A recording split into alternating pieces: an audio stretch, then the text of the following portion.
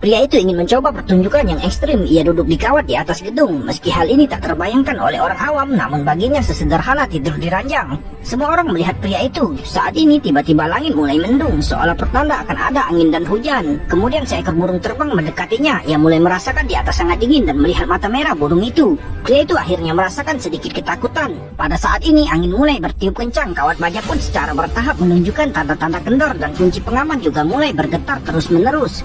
Sebuah skrup terlepas dan ia hampir terjatuh karena kehilangan keseimbangan dan semua orang menjadi ketakutan. Helikopter terbang terus mendesaknya untuk segera pergi dari sini. Jika tidak, tindakan paksaan akan diambil untuk memotong kabel. Raungan besar itu langsung mengganggu pria itu dan membuatnya tidak bisa tenang. Ini akan sangat berbahaya jika berjalan di atas tali. Pria itu juga tahu bahwa di sini semakin tidak aman dan ingin pergi secepat mungkin. Namun setelah kejadian tadi, sulit baginya untuk menjaga keseimbangan. Namun tak lama kemudian, kegigihannya membuatnya tenang kembali. Kemudian ia meletakkan tiang keseimbangan di punggungnya dan memutuskan untuk menggunakan metode paling primitif untuk menyelesaikan bagian terakhir jalan tersebut. Dengan cara ini, di bawah tatapan semua orang, pria itu perlahan-lahan sampai pada ujung tali. Tapi semuanya belum berakhir, karena bagian tersulit dalam berjalan di atas tali seringkali adalah 3 langkah terakhir, di mana kebanyakan orang terjatuh. Pada langkah terakhir ini, kawat mulai bergetar hebat dan kunci pengaman berada dalam bahaya. Ketika semua orang mengira ia akan terjatuh, pria itu menstabilkan tubuhnya dan berhasil.